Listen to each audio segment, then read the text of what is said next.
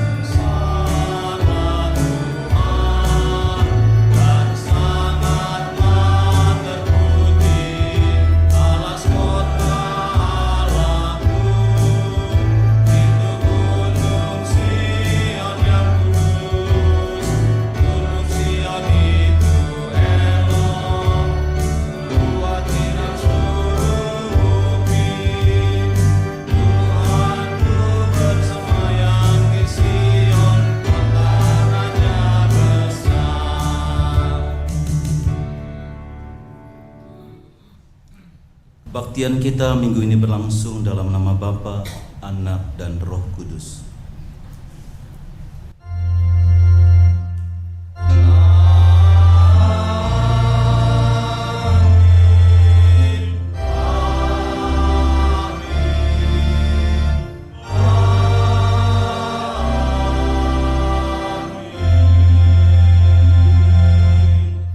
Kasih karunia dan damai sejahtera dari Allah Bapa kita dan dari Tuhan Yesus Kristus menyertai saudara sekalian.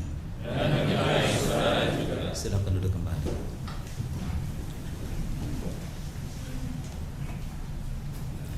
Tema kita hari ini adalah perjumpaan di tengah pelarian.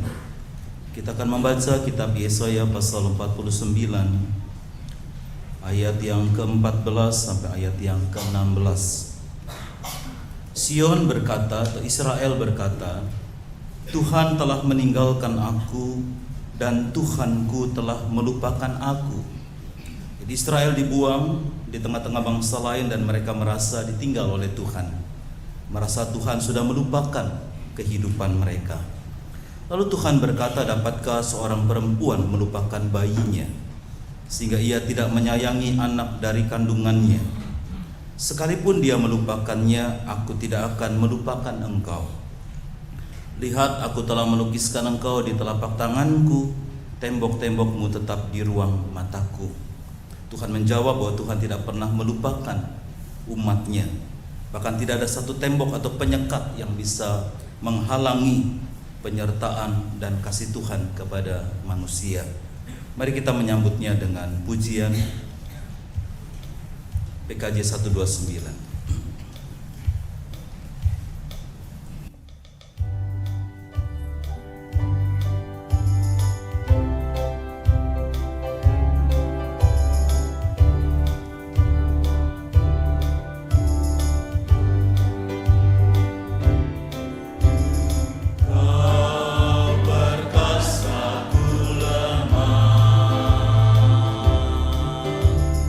Jauhkan ku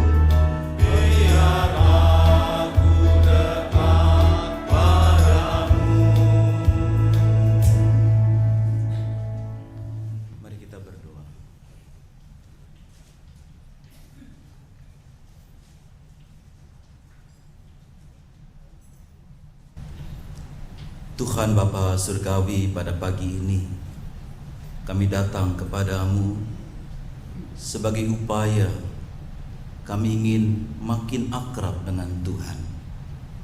Kami ingin semakin dekat dengan Tuhan. Karena kami pada hakikatnya adalah lemah. Hakikatnya kami penuh dengan celah. Hidup kami membutuhkan Tuhan.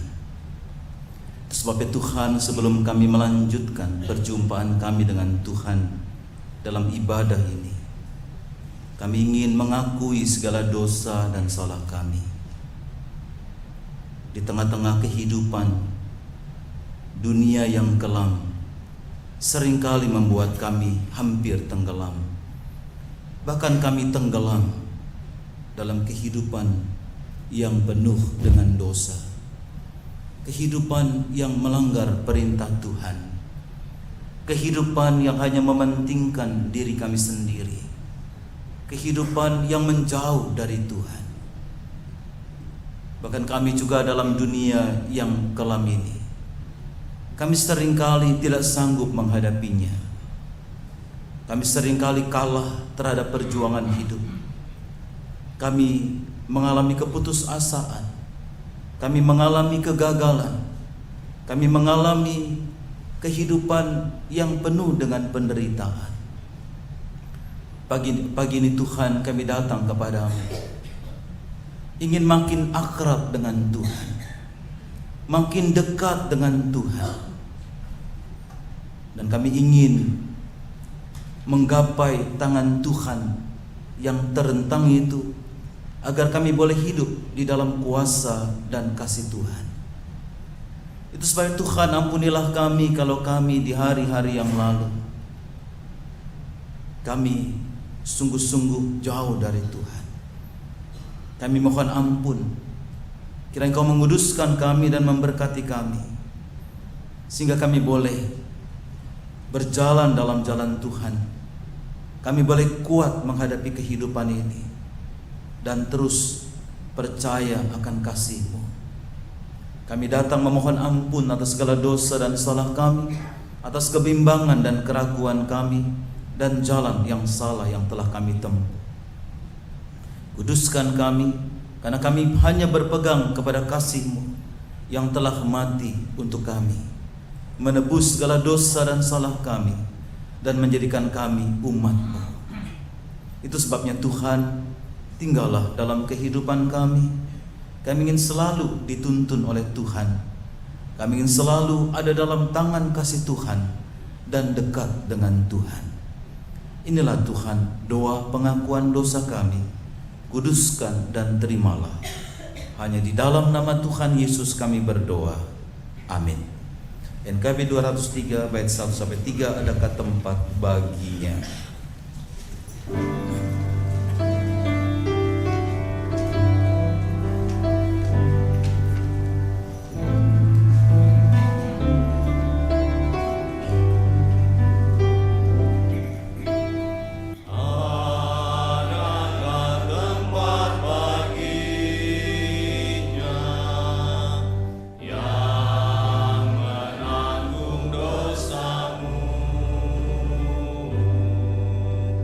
Yeah.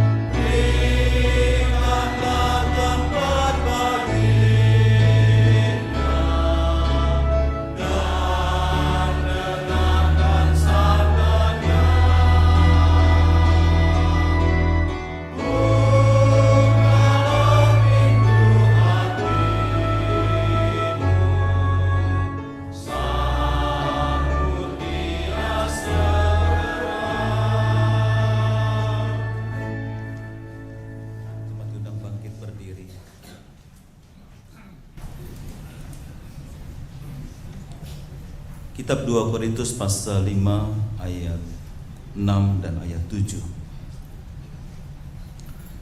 Maka oleh karena itu hati kami senantiasa tabah, meskipun kami sadar bahwa selama kami mendiami tubuh ini, kami masih jauh dari Tuhan. Sebab hidup kami ini adalah hidup karena percaya, bukan karena melihat.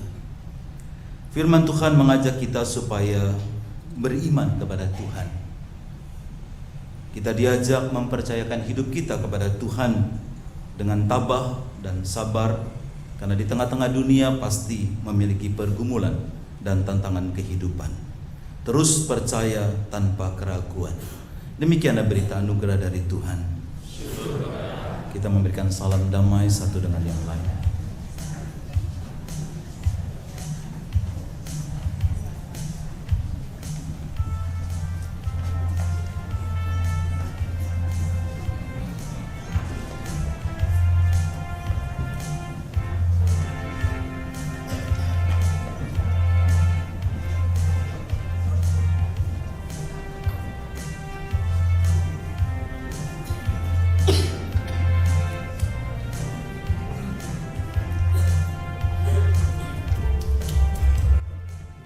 Selamat di tangan Yesus.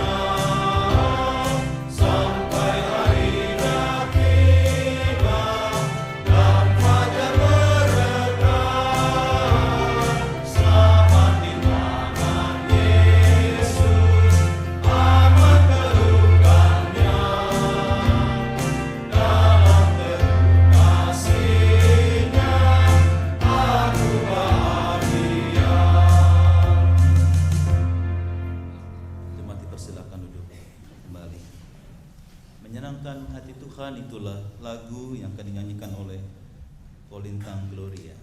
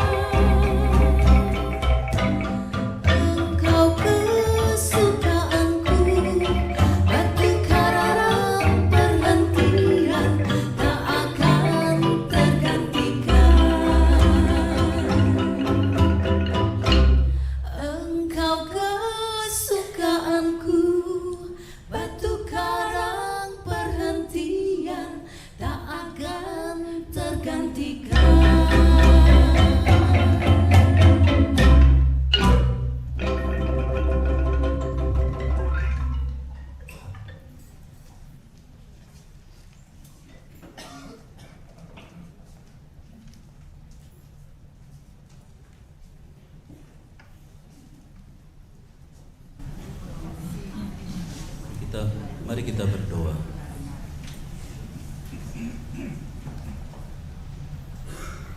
Tuhan Bapa Surgawi, Engkaulah batu karang yang tidak pernah bisa digantikan oleh apapun di tengah-tengah dunia ini. Karena Engkau adalah tempat perlindungan kami dan aman dalam pelukan Tuhan. Ada keteduhan dalam kasih Tuhan tengah-tengah segala duka, cemas dan bimbang. Sebab itu Tuhan, pada pagi ini kami akan belajar dari firman-Mu. Tuhan menolong kami sehingga apa yang kami baca dan kami dengar boleh menguatkan iman percaya kami. Berfirmanlah Tuhan kepada kami sedia mendengarkan firman-Mu. Hanya dalam nama Tuhan Yesus kami berdoa. Amin.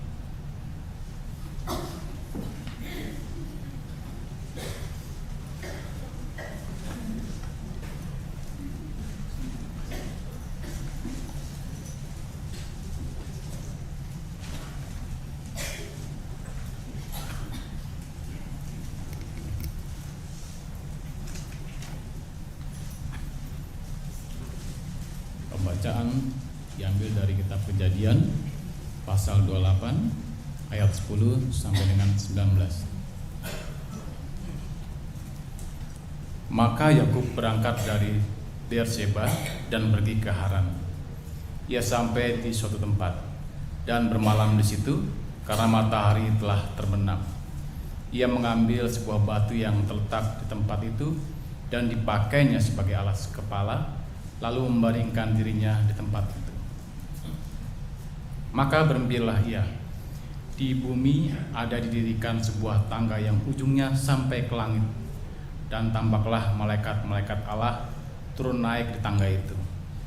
Berdirilah Tuhan di sampingnya dan berfirman, Akulah Tuhan, Allah Abraham nenekmu dan Allah Ishak. Tanah tempat engkau berbaring ini akan kuberikan kepadamu dan kepada keturunanmu.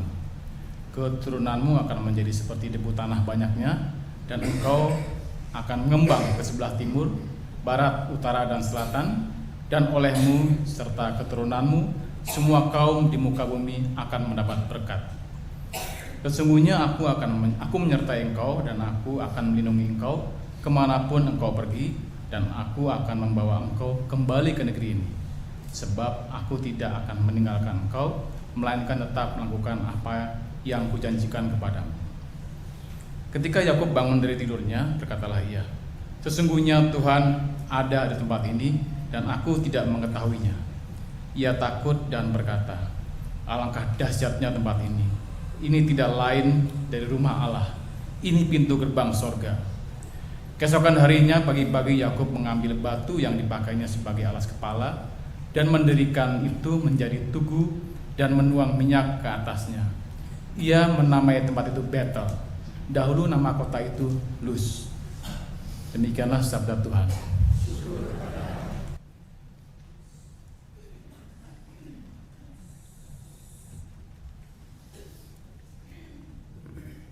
Mazmur 139.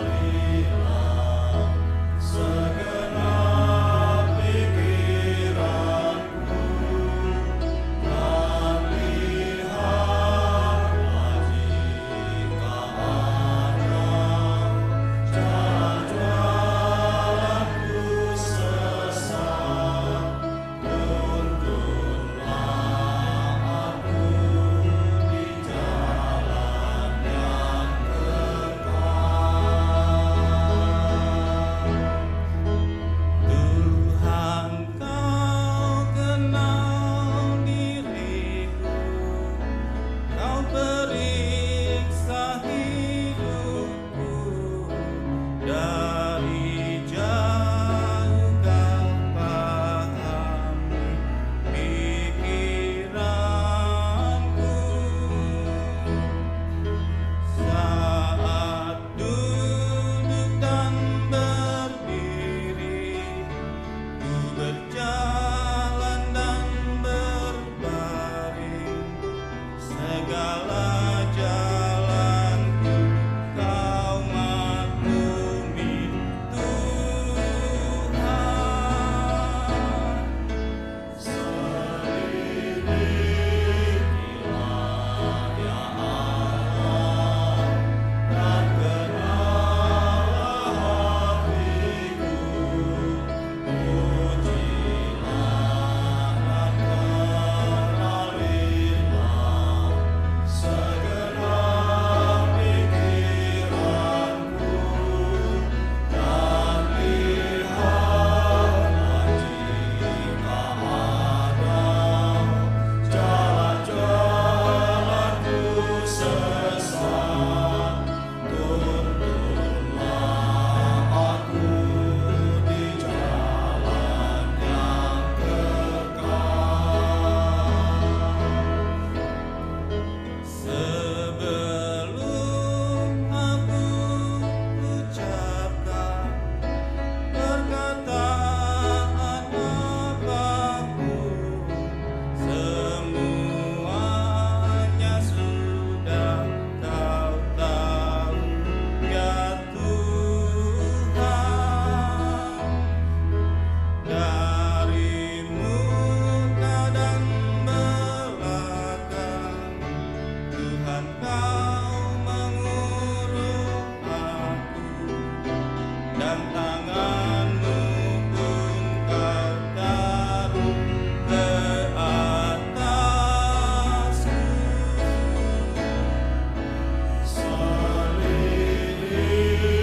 Selidikilah ya Allah, dan kenallah hatiku, pujilah dan kenalilah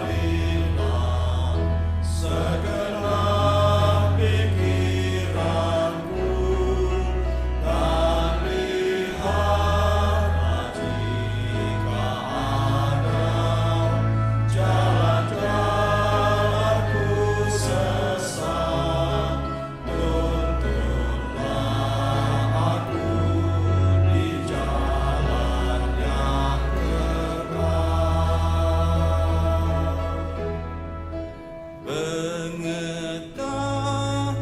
Pengetahuan-Mu Tuhan sungguh ajaib bagiku, ya terlalu tinggi tak sanggup kurai. Kemana ku dapat pergi menjauhi Roh-Mu Tuhan? Kemanakah dapat ku lari dari-Mu? Selidikilah ya Allah, dan kenallah hatiku, pujilah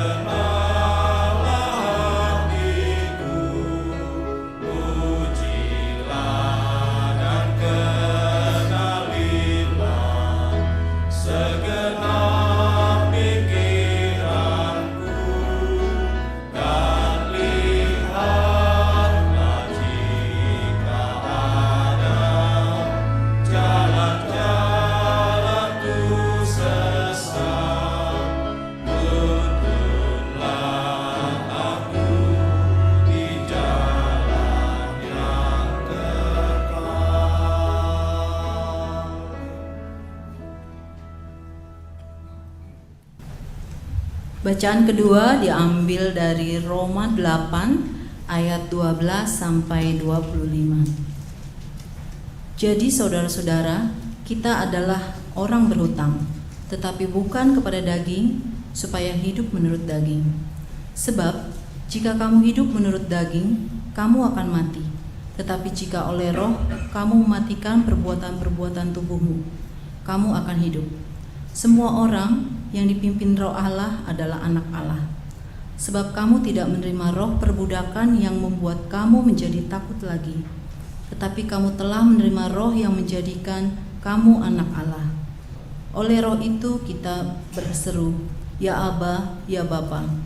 Roh itu bersaksi bersama-sama dengan roh kita bahwa kita adalah anak-anak Allah. Dan jika kita adalah anak, maka kita juga adalah ahli waris. Maksudnya, orang-orang yang berhak menerima janji-janji Allah yang akan menerimanya bersama-sama dengan Kristus, yaitu jika kita menderita bersama-sama dengan Dia, supaya kita juga dipermuliakan bersama-sama dengan Dia. Sebab aku yakin bahwa penderitaan zaman sekarang ini tidak dapat dibandingkan dengan kemuliaan yang akan dinyatakan kepada kita. Sebab dengan sangat rindu seluruh makhluk menantikan saat anak-anak Allah dinyatakan. Karena seluruh makhluk telah ditaklukkan kepada kesia-siaan, bukan oleh kehendaknya sendiri, tetapi oleh kehendak Dia yang telah menaklukkannya. Tetapi dalam pengharapan, karena makhluk itu sendiri juga akan dimerdekakan dari perbudakan kebinasaan dan masuk ke dalam kemerdekaan kemuliaan anak-anak Allah. Sebab kita tahu bahwa sampai sekarang segala makhluk sama-sama mengeluh dan sama-sama merasa sakit bersalin. Dan bukan hanya mereka saja, tetapi kita yang telah menerima karunia sulung roh, kita juga mengeluh dalam hati kita sambil menantikan pengangkatan sebagai anak, yaitu pembebasan tubuh kita. Sebab kita diselamatkan dalam pengharapan, tetapi pengharapan yang dilihat bukan pengharapan lagi. Sebab sebagaimana orang masih mengharapkan apa yang dilihatnya, jika kita mengharapkan apa yang tidak kita lihat, kita menantikannya dengan tekun. Demikianlah sabda Tuhan. Bacaan diambil dari Injil Matius pasal 13 ayat 24 sampai 30, 36 sampai 43. Yesus membentangkan suatu perumpamaan lain lagi kepada mereka, katanya, hal kerajaan surga itu seumpama orang yang menabur benih yang baik di ladangnya. Tetapi pada waktu semua orang tidur, datanglah musuhnya menaburkan benih lalang di antara gandum itu, lalu pergi. Ketika gandum itu tumbuh dan mulai berbulir, nampak jugalah lalang itu. Maka datanglah hamba-hamba Tuhan ladang itu kepadanya dan berkata, Tuhan, bukankah benih baik yang Tuhan taburkan di ladang Tuhan? Dari manakah lalang itu? Jawab Tuhan, itu seorang musuh yang melakukannya. Lalu berkatalah hamba-hamba itu kepadanya, jadi maukah Tuhan supaya kami pergi mencabut lalang itu? Tetapi ia berkata, jangan, sebab mungkin gandum itu ikut tercabut pada waktu kamu mencabut lalang itu. Biarkanlah keduanya tumbuh bersama sampai waktu menuai. Pada waktu itu aku akan berkata kepada para penuai, kumpulkanlah dahulu lalang itu dan ikatlah berberkas-berkas untuk dibakar. Kemudian kumpulkanlah gandum itu ke dalam lumbungku. Ayat 36 sampai 43. Maka Yesus pun meninggalkan orang banyak itu lalu pulang. Murid-muridnya datang dan berkata kepadanya, jelaskan kepada kami perumpamaan tentang lalang di ladang itu. Ia menjawab, katanya, orang yang menabur benih baik ialah anak manusia. Ladang ialah dunia. Benih yang baik itu anak-anak kerajaan dan lalang anak-anak si jahat. Musuh yang menaburkan benih lalang ialah iblis. Waktu menuai ialah akhir zaman dan para penuai itu malaikat. Maka seperti lalang itu dikumpulkan dan dibakar dalam api, demikian juga pada akhir zaman. Anak manusia akan menyuruh malaikat-malaikatnya dan mereka akan mengumpulkan segala sesuatu yang menyesatkan dan semua orang yang melakukan kejahatan dari dalam kerajaannya. Semuanya akan dicampakkan ke dalam dapur api. Di sanalah akan terdapat ratapan dan kertakan gigi. Pada waktu itulah orang-orang benar akan bercahaya seperti matahari dalam kerajaan Bapa mereka. Siapa bertelinga, hendaklah ia mendengar. Demikianlah Injil Yesus Kristus. Berbahagialah mereka yang mendengarkan firman Tuhan dan yang memeliharanya. Haleluya.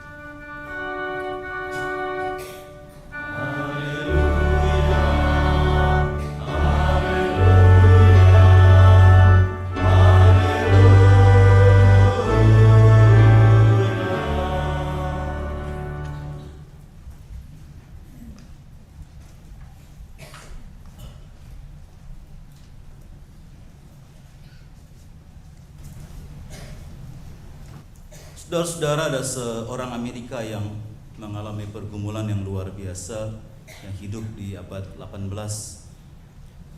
Tahun 1831, orang ini mengalami kegagalan dalam bisnisnya. Dan di tahun yang sama, 1831, dia kalah karena coba-coba ikut pemilu di Amerika. Dan dia coba bisnis lagi setelah kalah dari pemilihan umum, lalu dia 1833 dia kembali mengalami kebangkrutan dalam bisnisnya. 1836 dia mengalami gangguan jiwa dan selama beberapa bulan masuk rumah sakit jiwa. 1838 dia ditolak menjadi orator. 1840 dia kalah untuk kedua kalinya dalam pemilu. 1843 dia ditolak masuk Kongres Amerika. 1848 dia kalah juga dalam Kongres Amerika. 1855 kekasihnya meninggal dunia. 1855 itu juga dia kalah lagi dalam pemilihan anggota Senat. 1856 dia kalah lagi dalam pencalonan wakil presiden. Dan 1860 dia terpilih menjadi presiden Amerika. Siapa dia? Abraham Lincoln. Hidup yang penuh dengan pergumulan, hidup yang penuh dengan kekecewaan, tapi dia terus berusaha bangkit dan berjuang, dan akhirnya dia meraih keberhasilan dan dunia mengenangnya sebagai presiden pertama kali yang anti dengan perbudakan, yang membela menghargai kehidupan manusia. Nah, Bapak Ibu sekalian dan jemaat sekalian, apa yang kita bisa pelajari dari kisah perjumpaan Tuhan bersama Yakub dengan Tuhan dalam pelariannya? Bagaimana kisah Yakub ini bisa memotivasi kita, dan apa yang kita bisa pelajari dari kisah ini? Yang pertama yang kita bisa pelajari, Kejadian pasal 28 ayat 10 sampai ayat 19 menggambarkan tentang Yakub yang mengalami pergumulan hidup yang berat. Kejadian 28 ayat 10 sampai ayat 19, Yakub mengalami pergumulan yang berat karena kesalahannya sendiri. Kesalahan yang dia lakukan karena menipu kakaknya dan menipu ayahnya. Tetap itu sebuah penipuan yang membuat dia harus lari dan mengalami pergumulan yang berat. Apa akibatnya? Dia apa akibat dari kesalahan yang dia lakukan? Ia harus melarikan diri dari keluarganya. Dia harus pergi jauh. Dia harus tercabut dari keluarganya. Dan apa lagi yang dia alami oleh Yakub? Dalam bacaan kita melihat Yakub mengalami hidup sebagai seorang yang mengalami kesendirian dalam hidup. Dia harus sendiri berjuang, dia harus sendiri berlari menjalani kehidupan itu. Dia mengalami kesepian, dia sepi sendirian. Dia mengalami ketakutan dikejar oleh Esau. Dia mengalami kesedihan, harus berpisah dari ibu dan ayahnya dan keluarganya. Dia harus berpisah dengan orang tuanya. Dan dia tidak punya apa-apa sama sekali. Ini kondisi akibat kesalahan yang dilakukan oleh Yakub. Dia melarikan diri, dia mengalami ketakutan, dia harus pergi jauh, dia tercabut dari keluarganya, dia kesepian, dia seorang diri. Dan mengalami pergumulan yang berat. Pada saat seperti itulah Allah menyatakan dirinya kepada Yakub. Memang Allah bisa saja menyatakan dirinya pada situasi dan kondisi yang berbeda, karena Allah adalah Allah yang berdaulat. Harusnya Yakub tidak melakukan kesalahan itu, karena dalam kandungan sudah dikatakan dia memang akan menjadi yang sulung. Saudara-saudara, kehidupan kita mungkin tidak lebih baik dari Yakub. Berbagai kesalahan yang kita lakukan berakibat pada pergumulan, sekalipun tidak semua pergumulan akibat kesalahan kita sendiri. Bisa saja kesalahan orang lain, situasi yang membuat kita mengalami pergumulan, atau dari sebab yang tidak jelas. Tapi pada hakikatnya berbagai pergumulan mungkin kita alami. Mungkin kita tidak lebih baik dari Yakub. Kita mengalami kesendirian, kita mengalami kesepian, kita mengalami pergumulan yang berat, tantangan yang berat, masalah yang berat. Penderitaan hidup di dunia seringkali begitu berat. Roma pasal 8 Paulus mengatakan penderitaan itu seperti sakit bersalin. Saya nggak tahu rasanya sakit bersalin seperti apa. Tapi pernah nemeni jemaat sakit bersalin gitu ya, tangan sampai dicakar-cakar gitu ya. Bisa bayangkan kalau sakit seperti nyakarin orang, semua orang dicakarin gitu ya. Kapok gitu kan, enggak lagi gitu. Akhirnya lagi juga gitu ya, enggak kapok juga gitu ya. Enggak tahu bagaimana rasanya sakit bersalin, seperti sakit bersalin, dan selalu sama-sama mengeluh. Seluruh kehidupan penuh penderitaan, penuh dengan keluhan-keluhan, dan sama seperti sakit bersalin. Dan kadang-kadang penderitaan itu membuat kita terpojok. Kuldesak, perumahan kuldesak itu terpojok, di pojok begitu, terpojok. Atau tidak dapat melakukan apa-apa. Artinya hidup kita sebenarnya, Roma pasal 8 mengatakan hidup kita itu berdampingan dan sangat dekat. Bahkan di antara penderitaan dan pergumulan, dan hidup kita tidak pernah berhenti tidak mengeluh. Tidak pernah berhenti mengalami banyak penderitaan dan sakit penyakit.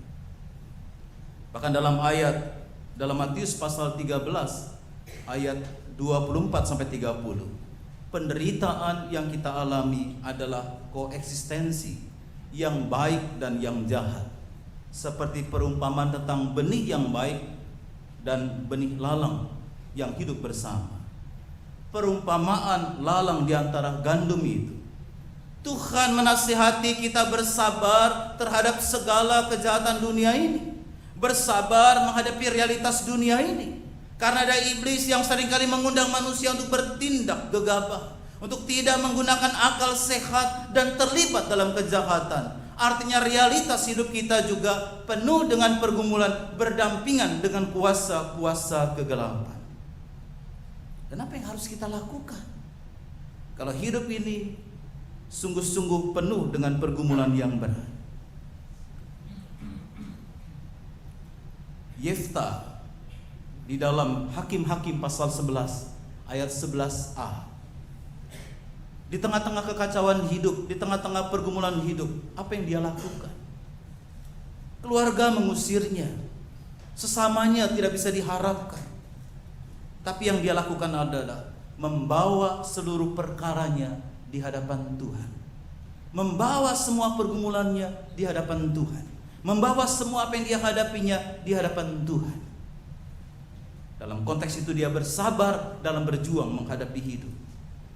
Bersabar seperti kata pepatah Cina, setitik kecil kesabaran dapat menghindarkan bahaya teramat besar. Secuil ketidaksabaran dapat menghancurkan seluruh hidup. Dan sama dengan tulisan di Tower of London, bukanlah kemalangan yang membunuh manusia, tetapi ketidaksabaranlah yang menghasilkan kemalangan. Jadi saudara-saudara, karena itu sama seperti Yefta, kalau kita sedang ada dalam situasi seperti itu, janganlah berkompensasi dengan cara mencari hal-hal yang lain. Sebaliknya, bawalah semua perkara itu di hadapan Tuhan. Datanglah kepada Tuhan, berdoalah, bacalah, renungkanlah firman Tuhan. Kalau ia menyatakan dirinya kepada saudara, maka dia akan menghapus segala kesedihan, menghapus segala ketakutan, menghapus segala kesepian kita. Itu sebabnya kita diajak datang kepada Tuhan. Kenapa harus datang kepada Tuhan? Itu hal yang kedua. Hal yang kedua, Tuhan itu peduli dan tidak membiarkan umatnya berjuang sendiri. Mazmur 139. Kitab tadi yang kita nyanyikan Mazmur 139, kita lihat Mazmur 139. Mazmur ini berisi pengakuan iman pemazmur. akan Tuhan yang peduli dan tidak membiarkan umatnya terus ada dalam pergumulan. Apa isi pengakuannya itu? Ayat 1 sampai ayat 6. Pemazmur menunjukkan pengakuan iman yang penuh dengan ketakjuban. Dia katakan bahwa Tuhan itu Maha Tahu. Tuhan itu mengetahui semua yang dilakukan pemazmur, bahkan tahu isi hati pemazmur. Dia tahu isi hati manusia sebelum diucapkan. Hal ini membuat pemazmur hidup dalam iman yang teguh. Pemazmur mengajak ketika dia menghadapi banyak masalah dan pergumulan supaya sungguh-sungguh beriman dengan penuh, hidup beriman dengan teguh. Ayat 5 dikatakan Tuhan itu mengurung manusia dari belakang, dari depan, dari atas. Tujuannya untuk melindungi dan menuntun manusia dalam hidupnya. Ayat 7 sampai ayat 12 memperlihatkan bahwa Tuhan yang Maha Tahu adalah Tuhan yang Maha Ada. Tuhan yang ada di segala tempat dan waktu, dan membuat manusia tidak bisa lari dari Tuhan. Tuhan dapat menjangkaunya dimanapun dan kapanpun. Dan ayat 23 dan 24 merupakan permohonan pemazmur agar Tuhan menyelidiki, menguji hatinya, pikiran dan jalannya, serta menuntun dirinya di jalan yang penuh dengan kehidupan yang kekal. Jadi datang kepada Tuhan karena Tuhan itu Maha Kuasa, Tuhan itu Maha Tahu, Dia Maha Ada, dan Dia terus mengepung kita dan menjaga kita dalam setiap situasi apapun. Kita nggak bisa lari dari Tuhan, tapi seringkali kita lari dari Tuhan. Kita menjauh dari Tuhan, seperti Yakub harus menjauh dan berlari. Dan apa reaksi Yakub ketika dia mengalami perjumpaan dengan Tuhan? Yakub yang dalam keadaan terpojok, keadaan terkurung serta kesepian, Tuhan datang menjumpainya. Seperti kita percaya bahwa Tuhan melindungi dan menuntun, seperti pengalaman Yakub dijumpai Tuhan dalam pelarian. Keberadaan Yakub seringkali tidak kita, keberadaan Tuhan seringkali kita tidak ketahui. Ini yang secara jujur diakui oleh Yakub ketika dia bangun dari tidurnya. Ayat 16, coba kita perhatikan dalam kitab Kejadian. Tuhan ada, dalam bahasa asli hadir di situ, tetapi ia tidak tahu. Saudara-saudara, seringkali juga sama seperti kita.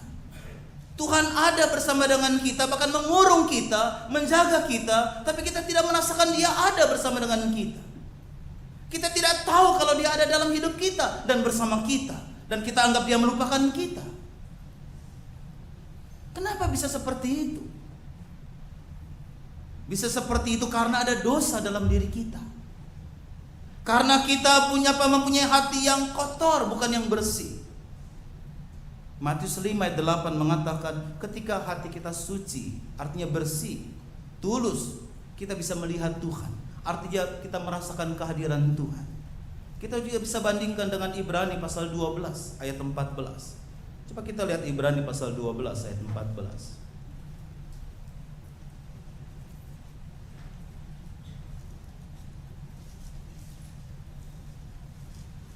Berusahalah hidup damai dengan semua orang dan kejarlah kekudusan. Sebab tanpa kekudusan tidak seorang pun akan melihat Tuhan. Jadi tidak akan merasakan kehadiran Tuhan. Jadi ada sesuatu yang menghalangi. Itu sebabnya kita diajak sungguh-sungguh membersihkan hati kita, hidup kita. Maka kita akan melihat Tuhan, merasakan kehadiran Tuhan dalam hidup kita. Atau juga kita tidak merasakan Tuhan ada bersama dengan kita karena kita berjalan bukan dengan iman, tapi dengan penglihatan. Kalau mata kita terus diarahkan kepada masalah, kepada problem dan kesukaran, maka kita tidak bisa melihat dan tidak bisa merasakan kehadiran Allah dalam hidup kita. Sama seperti tadi 2 Korintus pasal 5 ayat 6 dan 7. Paulus justru mengajar kita untuk hidup dalam iman bukan dengan penglihatan. Tuhan itu ada dan selalu menyertai kita.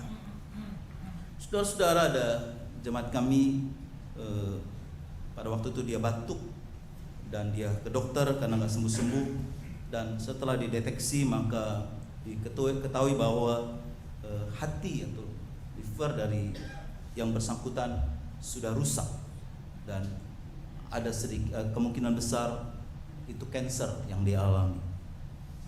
Lalu usaha yang harus dilakukan adalah bagaimana mencegah dia tidak menyebar, tindakan-tindakan dilakukan, dan akhirnya yang bersangkutan harus mengalami transplant hati dengan cara mencari donor hati, karena hati itu katanya bisa dipotong lalu bisa balik lagi, dan yang donor pun bisa kembali lagi normal. Maka karena ada virus maka dananya cukup besar, yaitu 1,4 miliar rupiah. Dia hanya seorang pekerja, ya paling dia bilang kita harus jual rumah. Lalu Bapak Ibu sekalian, dicarilah donornya. Donor itu harus berat badannya sama, tingginya sama, dan semuanya harus sama. Dan sekali periksa itu hampir 30 juta untuk donornya itu. Akhirnya dapat Bapak Ibu sekalian di Kalimantan. Setelah hampir mungkin 10 donor itu dicari. Maka waktu itu harus dilakukan mungkin pada waktu sekitar bulan Juni, 15 Juni. Dan ketika seminggu sebelum itu harus lakukan cek PET scan kembali, dicek kembali, dan ternyata nggak bisa dilakukan transplant karena sudah menyebar ke bagian yang lain dan harus transplant mati hidup. Jadi ada orang yang mendonorkan semua livernya, hatinya, lalu semua putus asa dan nggak bisa dilakukan transplant itu. Hari itu Rabu siang saya mendapatkan kabar, lalu kita bilang ya kita nggak bisa ngapa-ngapain, cuma kita berdoa. Dia adalah salah satu anggota paduan suara yang anggotanya semua dokter-dokter yang kami miliki di sana. Lalu ya kita kumpul saja di rumah, kita berdoa, lalu pergilah ke rumah jemaat, lalu malam itu berdoa, dan nggak bisa berdoa cuma menangis saja. Ya kita minta Tuhan menuntun langkah kita. Dia ada bersama kita. Dan apa yang harus dilakukan? PET scan lagi untuk membuktikan penyakitnya. Lalu dilakukan PET scan lagi, dan betul harus transplant semua dan harus transplant hidup. Jadi ada orang yang memberikan semuanya. Lalu dicari-cari, katanya ada di Korea dan di Hong Kong. Dianya 4, sekian M. Sudah putus asa. Ya sudah berdoa saja, satu-satu dijalankan. Setelah PET scan dan tahu hasilnya nggak bisa, lalu ya sudah berdoa. Terus dia datang ke kantornya, ketemu pimpinannya, dan pimpinan bilang, coba kamu belajar, itu ada di rumah sakit tertentu ada dokter yang menangani itu, bisa bawa ke Cina. Lalu dia pergi ke dokter itu, oke, bisa 2,8 miliar.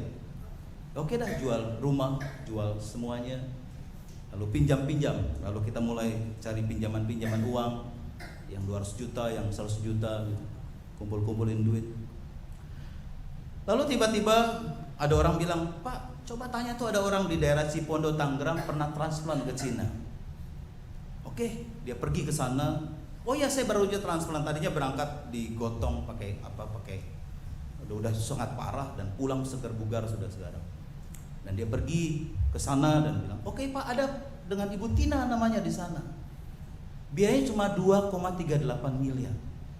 Jadi dokter itu ngambil 500 jutaan untuk terus yang baru transplant bilang, itu dokter baru belajar dari Ibu Tina. Jadi tetap harus ke Ibu Tina nantinya. Itu Tuhan tuh nunjukinnya kok luar biasa. Oke, lalu kumpul-kumpulin duit. Dia baru nyicil apartemennya dijual untuk semuanya. Akhirnya tercukuplah, lalu berangkat. Sebelum berangkat, siapa nanti yang translate di sana? Karena ini yang laki-laki orang Batak, yang satu orang Jawa. Kan bingung mau ngomong bahasa Mandarin di sana gitu. Tahu ngomong apa nanti di sana kan susah. Cari yang translator.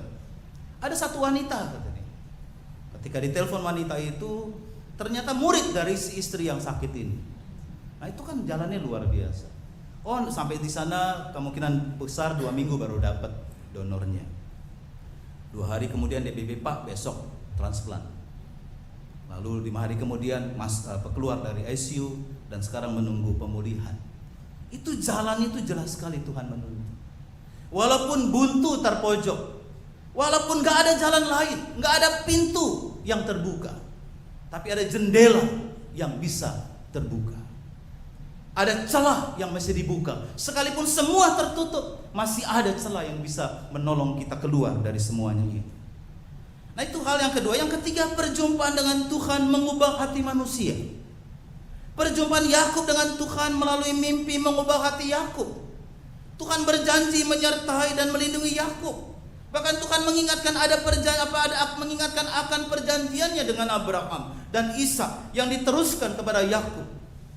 Maka Yakub menaiki tempat itu dengan Tuhan itu, menaiki tempat perjumpaan dengan Tuhan itu dengan Betel, yaitu berarti rumah Tuhan.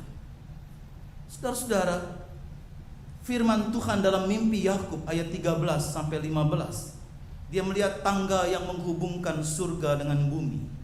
Malaikat-malaikat turun naik di tangga itu dan Allah di atas tangga itu. Dan ayat 13, berdirilah Tuhan di sampingnya. Arti mimpi ini bagi Yakub, mimpi ini menunjukkan persekutuan antara Allah dengan umatnya. Dan malaikat-malaikat yang turun naik menunjukkan bahwa mereka membantu melayani anak-anak Tuhan. Dan pada saat itu Yakub yang sedang sendirian, kesepian, takut, tidak mempunyai apa-apa, pastilah mimpi itu memberikan penghiburan baginya. Bahwa Tuhan terus menyertai dan memimpinnya ketika dia juga berserah kepada Tuhan. Tuhan menyatakan, memperkenalkan diri kepada Yakub dalam ayat 13a. Tuhan berkenan menyatakan penyertaannya melalui perjumpaan dalam mimpi di Betel yang sebelumnya bernama Luz. Melalui penyertaan dan perjumpaan ini Tuhan hendak menyatakan diri sebagai Allah yang setia akan janjinya kepada mereka yang dipilihnya. Itu sebabnya sebagai umat Allah kita harus tetap percaya kepada Tuhan dalam segala hal. Itu sebabnya apa yang dikatakan, apa yang pengalaman Yakub ini mengajak kita sebenarnya pengenalan akan Tuhan adalah sesuatu yang mutlak penting. Yakub bisa mengenal Tuhan. Yakub bisa tahu siapa Tuhannya, siapa Allahnya yang memimpin dan menyertai. Setelah dia tahu dan sebagainya, dia mulai menyatakan kesetiaannya kepada Tuhan. Pengenalan akan Tuhan bagi kita sesuatu yang mutlak penting. Apakah kita sudah mengenal Tuhan atau sekedar tahu tentang Tuhan? Dia lahir di Bethlehem, dia mati di salib. Kita tahu bahwa Tuhan menyertai kita dan memimpin kita. Apakah kita mengenal dengan dekat Tuhan itu? Apakah mungkin kita maju dalam pengertian akan firman Tuhan? Dalam ketaatan, dalam pelayanan aktif dalam gereja. Tapi majukah kita dalam pengenalan terhadap Tuhan sendiri? Pengenalan akan Tuhan hanya bisa terjadi kalau Tuhan sendiri berinisiatif dan menyatakannya dalam pengalaman hidup kita, bahwa Tuhan ada dan bersama dengan kita dalam perjalanan hidup. Karena seringkali ketika keaktifan kita dalam pelayanan, keaktifan kita, ketaatan kita itu, seringkali kita menggantikan Tuhan. Dan kita merasa menjadi Tuhan, dan Tuhan tidak lagi menjadi pegangan dan pedoman bagi hidup kita. Bagaimana Yakub menanggapi penyertaan Tuhan? Yakub menanggapi pernyataan Tuhan dengan pengakuan akan keberadaan Tuhan. Dia mengakui Tuhan ada bersama dengan dia. Aku sungguh-sungguh merasakan dia ada bersama dengan aku. Dahsyat tempat ini. Bahkan dia menyatakan secara simbolik dengan menamai tempat itu Betel, berarti rumah Allah. Allah bersama dengan dia. Batu yang menjadi alas tidur kepalanya dijadikan tempat atau rumah kehidupan yang berdasarkan Tuhan yang hadir dan penuh kasih setia. Jadi segala landasan pikiran kita hendaknya didasarkan pada kehadiran Tuhan yang setia menyertai rumah kehidupan kita. Itu sebabnya apapun yang kita hadapi sekarang, hidup ini harus berjalan ke depan dengan langkah tegak, dengan dada tengadah, tidak menunduk meskipun terbentur, tidak menyerah meskipun terjatuh. Jika kita bersungguh-sungguh, Tuhan tentu mengabulkan permohonan kita. Amin.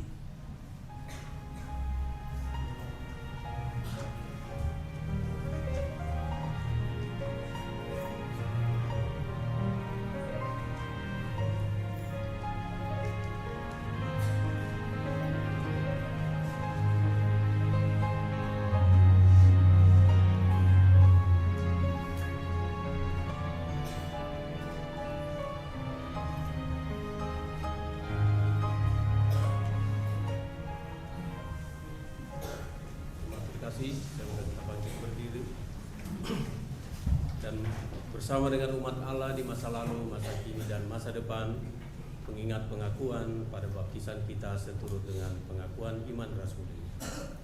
Aku percaya kepada Allah, Bapa yang Maha Kuasa, Khalik langit dan bumi, dan kepada Yesus Kristus, Anaknya yang tunggal Tuhan kita, yang dikandung dari Roh Kudus, lahir dari anak darah Maria, yang menderita sengsara di bawah pemerintahan Pontius Pilatus, disalibkan, mati dan dikuburkan, turun ke dalam kerajaan maut. Pada hari yang ketiga, bangkit pula dari antara orang mati, naik surga, duduk di sebelah kanan Allah, Bapa yang Maha Kuasa. Dan sana akan datang untuk menghakimi orang hidup dan yang mati. Aku percaya kepada Roh Kudus, gereja yang kudus dan sama, persekutuan orang kudus, pengampunan dosa, bangkitan orang mati, dan hidup yang kekal. Silakan duduk kembali.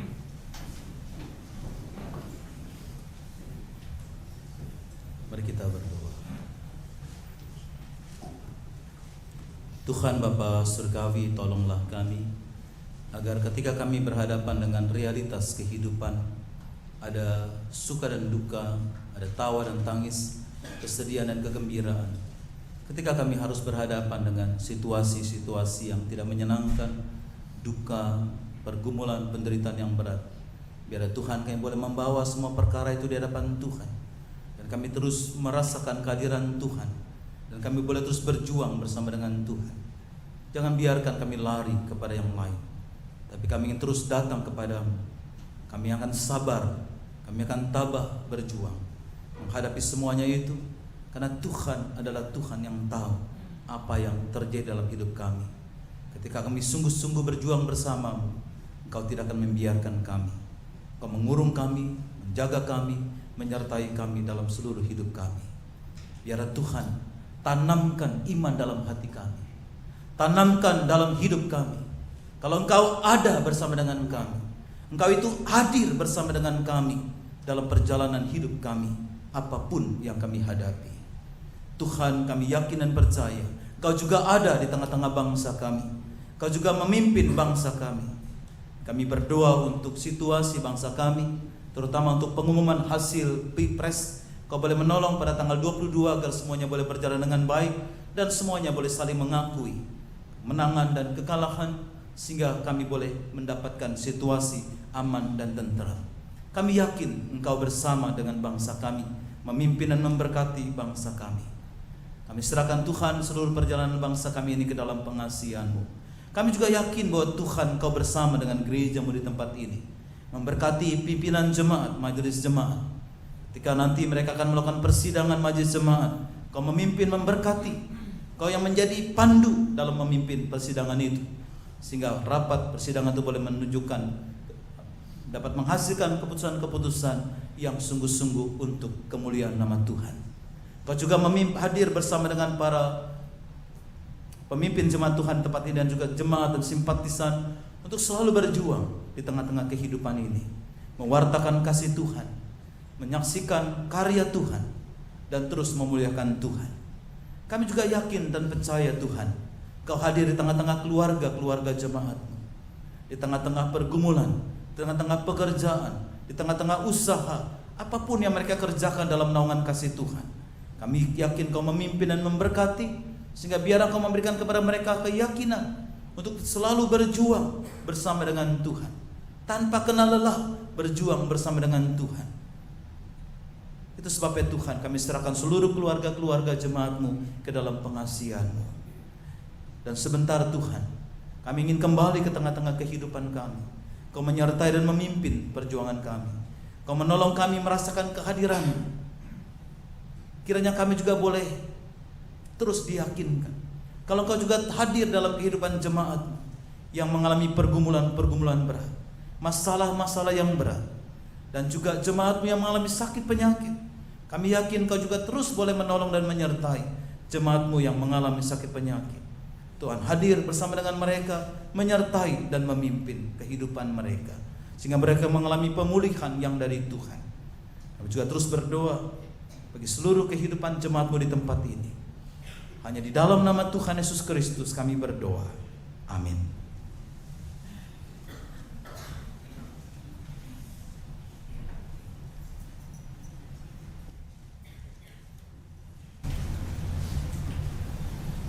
Jemaat terkasih, saatnya indah ketika kita menerima berkat Tuhan.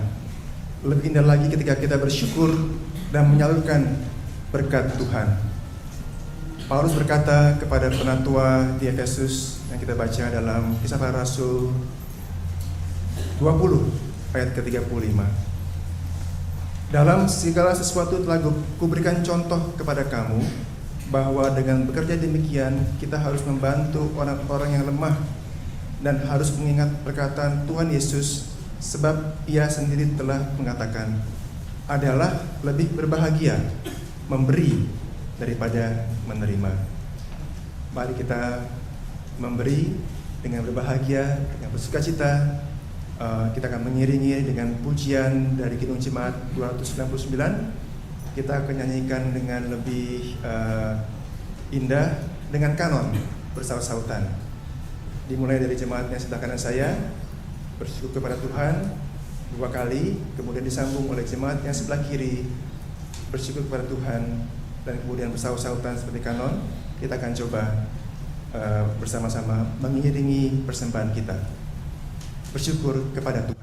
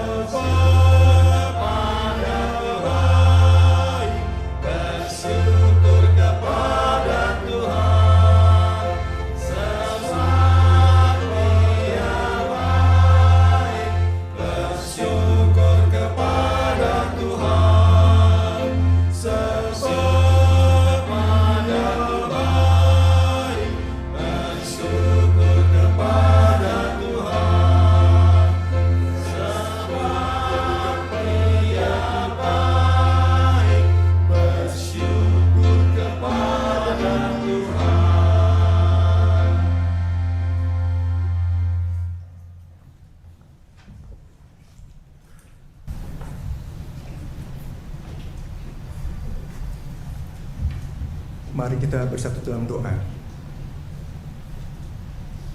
Bapa kami dalam surga, Engkau sungguh sangat baik. Kasih-Mu sungguh indah dalam hidup kami. Ya Bapa, kami berterima kasih atas berkat-berkat yang Kau berikan kepada kami. Kami naikkan syukur kepadamu buat hari yang baru, sebab tak habis-habisnya rahmat-Mu kepada kami. Selalu baru dan tak pernah terlambat pertolongan-Mu. Besar setia-Mu kepada kami, ya Allah. Saat ini kami membawa persembahan materi yang semuanya adalah berasal daripada-Mu.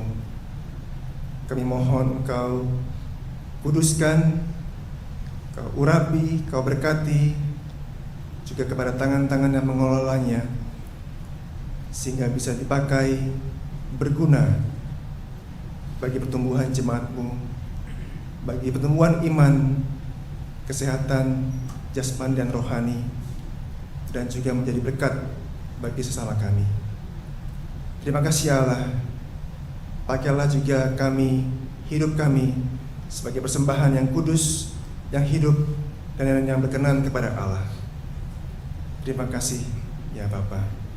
Kami persembahkan, kami bawa melalui nama Putra-Mu yang tunggal, Yesus Kristus, sumber kehidupan kami.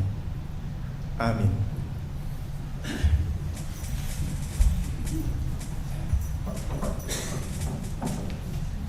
Dalam lautan yang gelap terancam jiwaku, dalam dosa tenggelam hilang harapanku. Tapi Tuhan berkenan mendengar seruanku, dan aku diselamatkan mukalisku. Mari kita menyanyikan pujian pengutusan dengan penuh semangat. NKB 19 bait 1 sampai 3.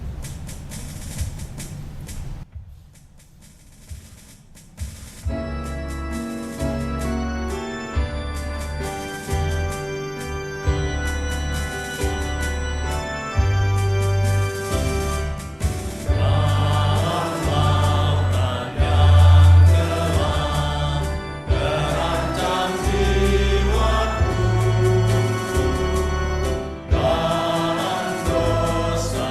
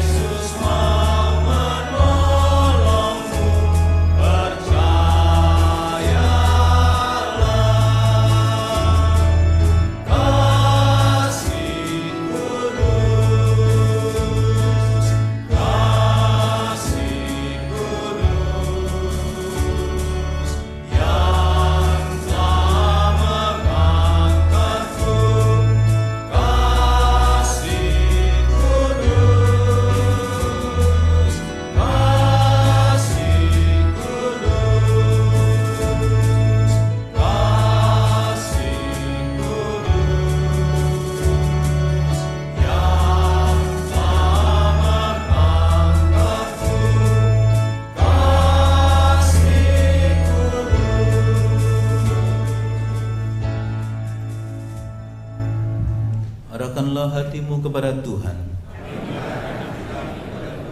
Jadilah saksi Kristus. Terpujilah Tuhan. Jemaat sekalian, percayalah ada kasih kudus yang mengangkatmu ketika ada dalam lautan yang kelam, ketika hilang harapanmu, ketika di tengah-tengah laut yang menderu, dan di tengah-tengah tantangan dan pergumulan. Dan sekarang pergilah dengan sejahtera dan terimalah berkat Tuhan. Tuhan memberkati engkau dan melindungi engkau. Tuhan menyinari engkau dengan wajah-Nya dan memberi engkau kasih karunia. Tuhan menghadapkan wajah-Nya kepadamu dan memberi engkau damai sejahtera dalam setiap detik perjuangan hidupmu, kekal sampai selama-lamanya. Amin.